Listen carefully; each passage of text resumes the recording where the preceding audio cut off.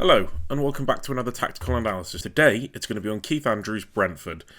Now, you'd have been forgiven if at the start of the season you thought that Brentford were in for a pretty tough one, losing long-standing manager Thomas Frank, who felt like the most essential cog in the Brentford machine in terms of taking them from the Championship to promotion, to sustaining safety in the Premier League, producing some really good football, also losing key players Brian Mbeumo and Johan Visser, as well as club captain Christian Norgard, replacing Thomas Frank with relative unknown in Keith Andrews, who has no managerial experience. His previous experience was as a set-piece coach at Brentford. It seemed like the trajectory for Brentford was downward, and it felt like their stay in the Premier League was coming to an end if you listen to a lot of people's predictions at the start of the season. Now, in a turn of form that if you'd have called at the start of the season, you'd have been compared to the Roy Jennings and the Theo Bakers of the world for your lack of ball knowledge. Brentford now currently sit on the same amount of points as champions Liverpool in, I think, 7th place last I looked. Unbelievable turnaround, and then you contrast that with Thomas Frank at Tottenham Hotspur, where he is now unemployed after being sacked in the last week because of poor performances that have them near the relegation zone. It just owes to the overall strength and quality of the club in Brentford. The decision making, the research that goes into every decision is elite, and it's great for the Premier League because it shows that you don't just need to be this financial powerhouse to be successful relative to, the size and scale of what your operations are, and do so in a way that is sort of redefining a lot of aspects of what we come to know and expect from the Premier League. The rise of set pieces and long throws specifically you can owe in part to Brentford. I can't really analyse them as such because set pieces, especially long throws, by their very nature are chaotic. They create moments of madness that's really hard for an opposition team to deal with. Of course, there's tactical elements of it, but it's how well you can deal with the chaos and then how well you can capitalise on what's available to you in those present moments. And in Michael Coyote here at right back, they have an absolute Rory Delap on their team. A long throw like you wouldn't believe. This bloke could throw the ball onto the moon, I think. He could play catch with an alien. Unbelievable weapon. He's an all-round great player as well, but his long throws specifically are a massive weapon to Brentford. So much so you see a lot of teams try and recreate that without having their own Michael Coyote. I, for example, as a Manchester United fan, see Diogo Dalot consistently barely reach the box every time he goes for a throw-in. Because of the success Brentford have had, you owe that as well in part to the fact that Keith Andrews was a set-piece coach. That's bringing his expertise in that field onto the bigger stage, and full credit to him. But right now, we're going to go over that on-the-ball shape and how they look to approach most teams. Now, what has been the meta in the Premier League over the last decade or so? It's short passing movements, building out from the back with triangles, with little interchanges of positions, including your goalkeeper being that extra man to outnumber an opposition's press and play through the thirds and dominate possession all throughout the pitch to create the perfect opportunity. And that is slowly sort of starting to drift away, because the reason it came about was because this area of the pitch, if I can just highlight it, was an ignored part of tactical ideas in the Premier League for some time, until Pep Guardiola came in and sort of reinvented tactics across football, because the majority of goal kicks went long. So this area of the pitch wasn't an issue. It wasn't concerned because it was just seen as a bit of fodder. Very rarely did goal kicks go short.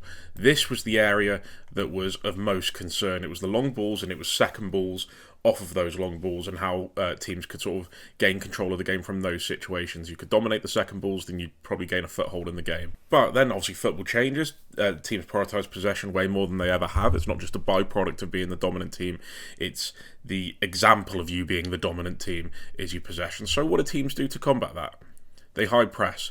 And now it feels like every team, I shouldn't say every team, the majority of teams are on a mission to be aggressive, be front-footed in their pressing, and try and win the ball back and force turnovers as quick as possible. So the space isn't here anymore, because if I just use the opposition team now to lock onto the Brentford back four, and that includes, by the way, as I'm pushing this up, a centre-back going engaging against a midfielder to equal up the numbers and just keep that man-to-man situation as dead on as they can. That means a lone centre back in the centre, but again, there's no free player to receive the pass from these short passing movements from deep. Kelleher, the keeper, can't play out to anyone. There's nobody within any sort of space to receive the ball and play to his teammates because of the disciplined and aggressive nature now of oppositions and the athleticism and physicality that they approach these situations with. So The space is no longer here. But where is the space? Space still has to exist somewhere on a football pitch. You can't get rid of leaving an area exposed completely, regardless of how you set up defensively. The space is now here. The space, in fact, it's even larger than that. It's this entire area, because even though that there's 3 defenders still on the last line, they're one-on-one against the front 3. You favour the attackers in this situation because of the space they've got to operate in, because of the way they can manipulate the remaining defenders into coming into positions that maybe they're not comfortable with, and then that space can be exploited by elsewhere. And no team this season have done that better than Brentford. And Keith Andrews is making the long ball call again. Direct passes from back to front, creating chances with as minimal actions as possible. It's sort of been a bit frowned upon in the last few years, but I think we're entering into a tactical phase in football now where that's going to be an essential part of you winning games, is your ability to go direct as quick as possible. And I think because of that, we might see things like the Maverick coming back into football, players that can create something out of nothing, that aren't really fit into tactical systems and ideas, because of the fact they're one-on-one with opponents, so that is more or less down to your own individual quality as opposed to how you can play through a defensive structure. And Brentford have executed the direct pass more than anything. And it's not that they ignore short passing. So, as I say, a minute ago, I went with a more zonal base. If it is in this situation here, a typical 4-4-2 that you see a lot of teams do, Kelleher will look to play out to his supporting defenders, to Asia, to Berg, to Henry, to Coyote, maybe even to Henderson. But that's not to gain possession and gain territory through the thirds for Brentford. It's to play a pass that will then incite this. So the ball goes to Asia, you get this forward here coming across, you maybe get the winger here pulling across, you get this player coming across to block the easy pass into Henderson, the winger tucking in, and they'll try and lock him into this side, and they'll force the press up the pitch. Maybe he can't play forward, but that's okay because it's a little bit by design, so he'll look to go and play back to Quem Kelleher. Now Kelleher will not rush when making this long pass at all. He will wait until he's suckered the press onto him, until there are players leaving their own markers. So in the 10 versus 10 outfield players, it can leave Brentford at an advantage because Kelleher has brought the press onto him. He'll wait until the perfect moment that the players come to press him, and then he'll look to release it. When the opposition team are as high up the pitch, this is when he'll execute the long ball. And in that front 3, and it's Igor Thiago up front, who's been an absolute bagsman, with a mixture of Dango Utara, Keane Lewis Potter, or Kevin Schade on the wings. And profile-wise, they've nailed it. Igor Thiago is your typical target man, big, strong, physical, ready to duel with anyone centre forward that you would expect to get on the end of most long balls aimed in his direction. And even if he can't get on the end of it, he can bother his dueling centre-back, defender, whoever, enough that they're not going to get a clean connection on the ball. So maybe he doesn't think he can win the ball, maybe he's gone a little bit over him, and he'll still do enough to put this centre-back into a position where they're not connecting cleanly, whether it be with a header, a clearance, and creating a situation where, again, it's chaotic, but chaos that Brentford can benefit off of. So that ball can still go in behind, and the movements of his supporting players are just as crucial. So Utara and Lewis Potter will look to break away from their markers and use their acceleration to get on anything in behind. Whether that's Thiago getting a flick on, the defender making a poor attempt at a clearance, or Thiago can maybe get hold of the ball and look to slip in his players round the side. Their abilities to create separation, their ability to time their movement away from their supporting markers is key into when they're going to execute their actions and create a clearer goal scoring opportunity, so Thiago can pull away. Lewis Potter's timing of his run is crucial to this situation, as is Otara's. So if Thiago can flip that round the corner, Lewis Potter's in, and he's got a clear sight on goal. It's not just the wide players that can create that penetration, and it's not just the wide players that can receive the ball instantly from Thiago. It's Jensen, it's Yanel, it's whoever's playing in these midfield roles. That's, Yarmouk, whoever they look to play in these deeper roles. If the pass isn't really on to go behind, maybe the defenders that are marking the wingers do their job and they can track them. Maybe they have the athleticism to keep up with them so they can quickly cut off that pass.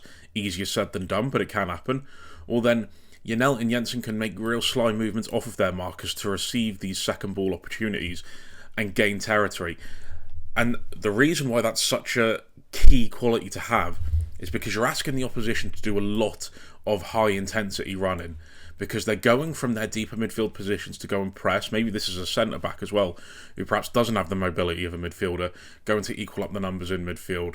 And he's obviously made that burst forward from whatever starting position he had. Well, now the ball's gone forward for Brentford, so the pace of the attack quickens up, and the movements and the high intensity running from Brentford's midfielders are as crucial to the attacking stage as anything else.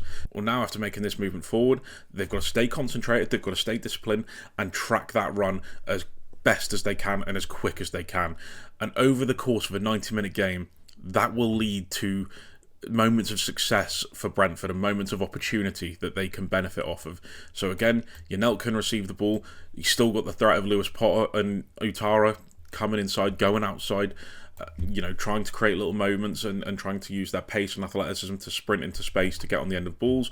Or now Thiago can look to play as the striker that we know he is, that target man striker, to then occupy the central centre-back, to then make movements in behind. Maybe the ball's going out wide to a crossing situation for Lewis Potter, and Thiago's getting into a good position in the box where he can get on the end of any crosses.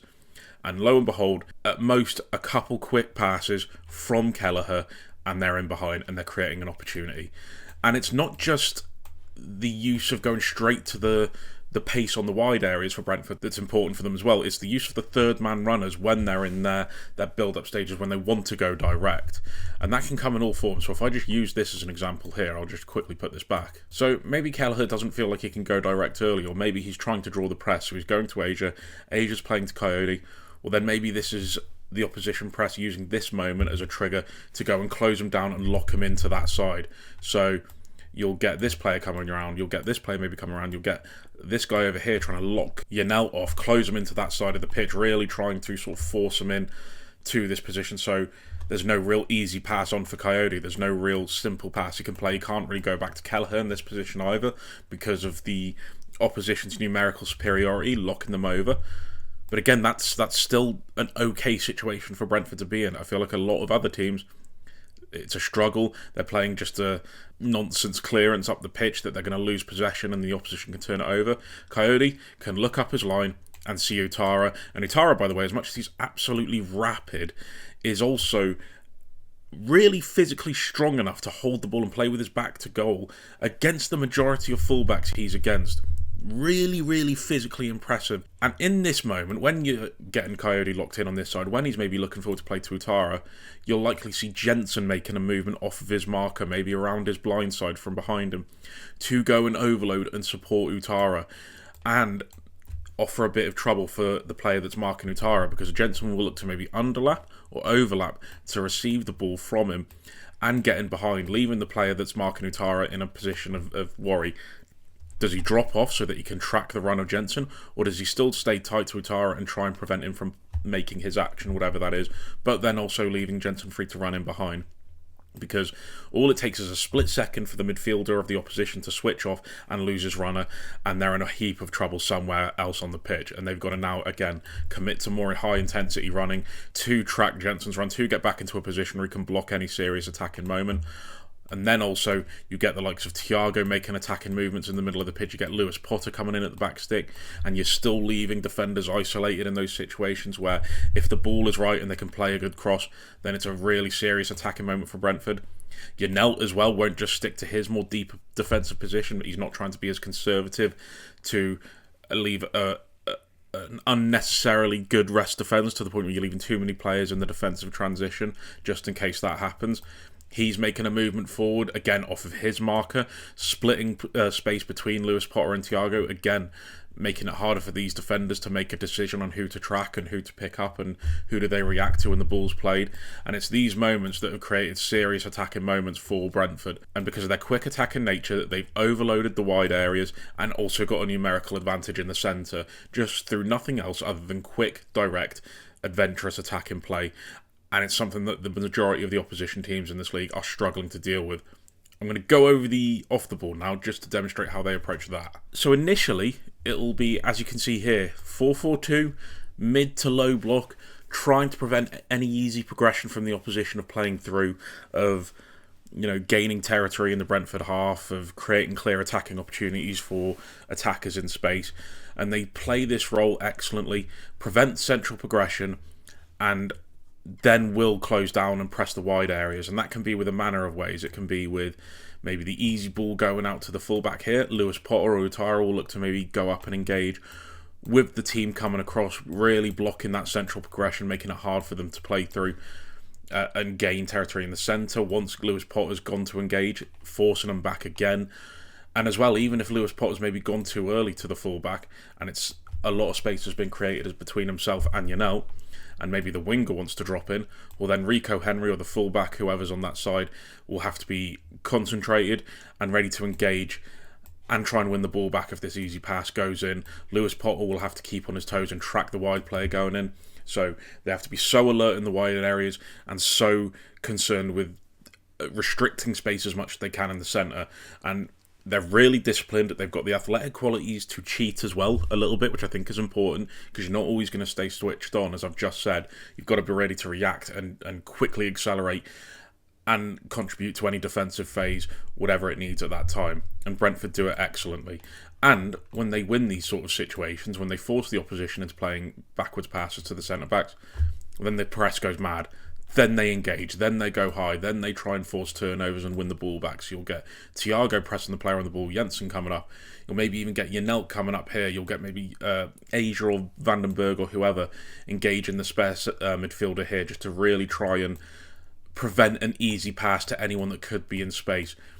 They do it excellently. Utara comes up on this side, either winning possession back to create a clear attacking opportunity. They're a great attacking team.